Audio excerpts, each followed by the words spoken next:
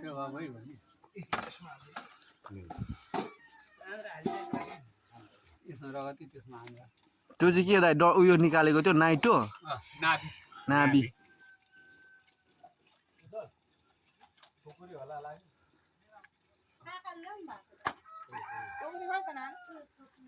उठेछ उठेछ त प्लास्टिक काट्ने छैन के गर्ने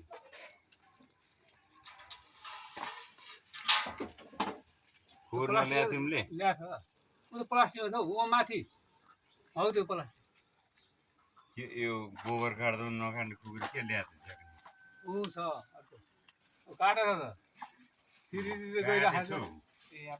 अनि पतेर गर्नुहुन्छ के भएन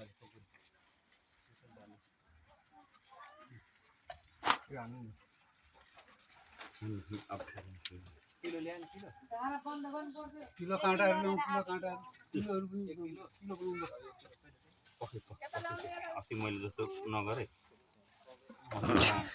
के गर्नु भएको थियो र तपाईँले अङ्कल घरको साम्पाङको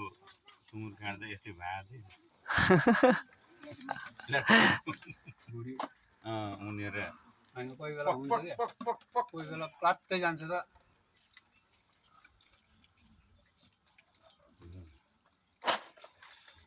जय श्री राम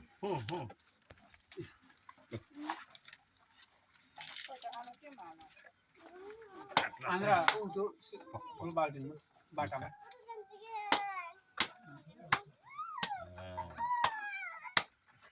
म आज अलिक रङ काट्नु न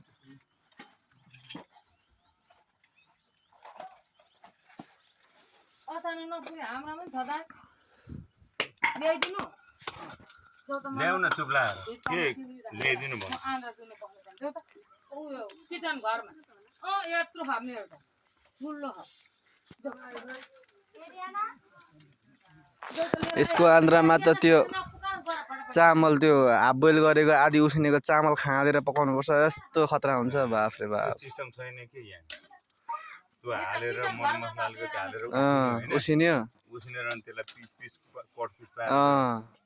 ससेज जस्तो यस्तो मिठो हुन्छ बाफ रे बाफ मिठो हुन्छ नि त कहिले पनि नखानु जस्तो हुने है त्यो उल्का नि मिठो हुन्छ नि आन्द्रामा केही पनि निकाल्नु पर्दैन अहिले फोक्सो होइन यो के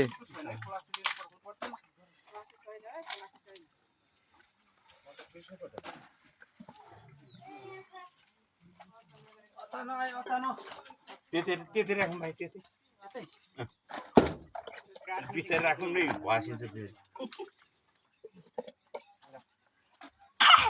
त्यो चाहिँ के अङ्कल पित्तो पित्तो त्यो फुटेर यहाँ लाग्यो भने त खाइसक्नु हुँदैन अहिले त्यसो भन्छ नि माइला अहिले तितोदेखि मान्छे धेरै खान्छ किनकि मान्छेलाई अहिले सुगर प्रेसर छ तितो त अहिले त्यस्तो साह्रो पनि गर्दैन त्यो माछाको गु हुन्छ नि माछा गु राम अहिले कम खान्छ सुगरलाई यति राम्रो काम गर्छ नि त्यसले मैले अस्ति खाने भएर जोर आएर खप्नु है धेरै चिरिस होला नि त्यही त 30 रुपैयाँको ल्याएको पनि आधी सुँगुरलाई आधी मान्छेलाई कसरी धेरै चिर्यो कुन त प्रेसर लो भएर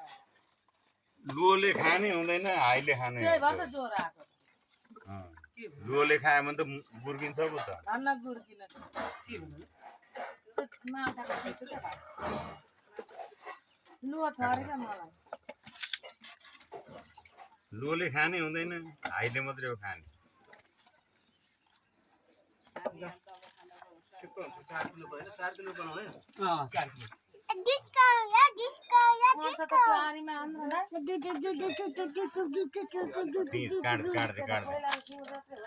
चाइनिजको सिस्टम गर्नुपर्छ क्या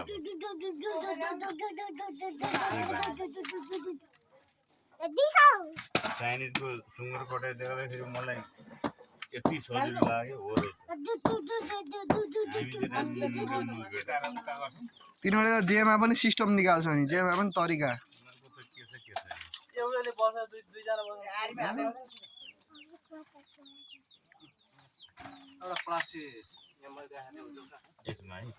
सुँगुर बनाउनु त हाम्रो डन्डी त अब कडा हुनुहुँदो रहेछ त ट्याङ्की ट्याङ्की एकछिनमा नाङ्गै बनाइसक्नु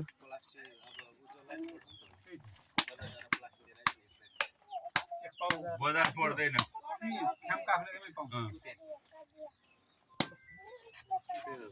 कति बज्यो खेम काफले 9 बजेछ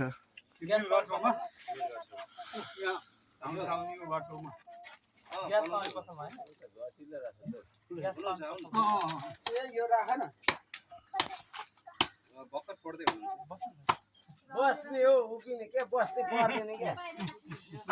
कुर्सीमा बस्ने खालको मान्छे सानो छ भन्छ क्या ठुलो छ भनेको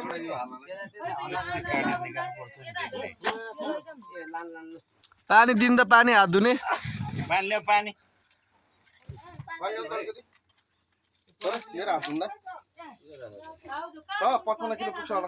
उतै पनि छ रनी दाई तपाईँ ओ रनी दाई ऊ खुट्टा पनि छ हेर्नु त इँटा पनि छ जलमले सुँगुर काट्नु त हो नि बधाई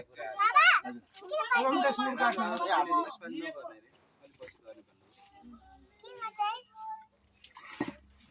गाउँमै काट्नु सुरु हो बजारमा म पनि बजारमा दिनु गएर पनि छ कि बजारमा दिनु पर्यो भनेको एउटा यत्रै छ एउटा योभन्दा ठुलो छ अनि भोज पाएँ क्या अब आफू टाइम चाहिँ लाग्छ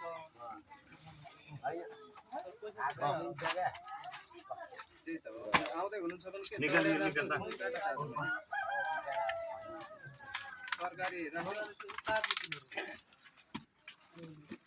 पर्दैन पानी जान्छ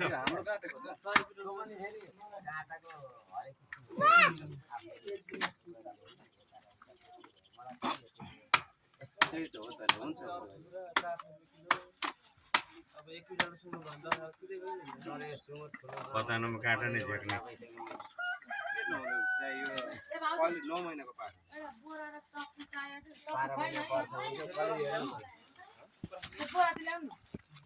नौ महिनाको हो ल्याइकन 9 महिना भयो पाले 9 महिनाको बाटो यो अब हेर्नु न अस्ति ल्याउँदाखेरि 24 किलो जति थियो हैन 2 महिना मात्र भयो राम्रो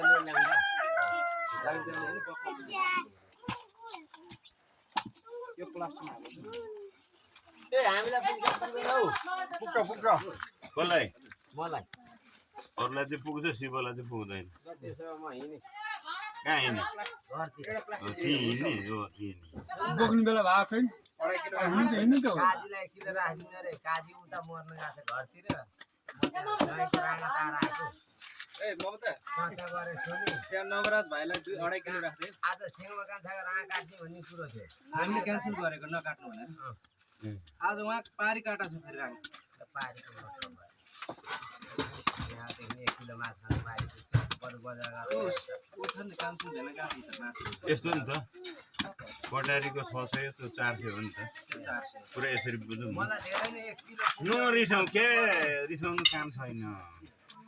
होइन 1 किलो अनि बस्नु पर्न जानु पर्यो भने बस्नु न हौ किन पुग्दैन यार पुग्छ के तपाईलाई पुर्याएर चाहिँ भएन होइन नि अस्ति काका सुँगुर यसै 10 काका 12 किलो यो पानी दिन्छ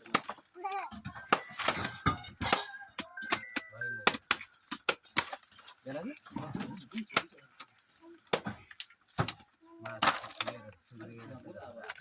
हजुर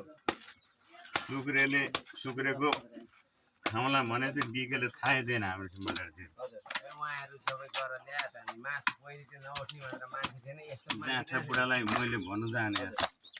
अनि पछि नयाँ उता मरखोला पठायो 15 किलो उहाँ पठायो पारी बला पठायो ए हुन्छ 13 किलो यदि किलो भात गर्नु पर्ने अरे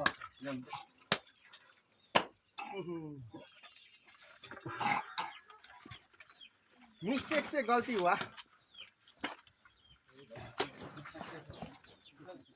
कता हुन्थ्यो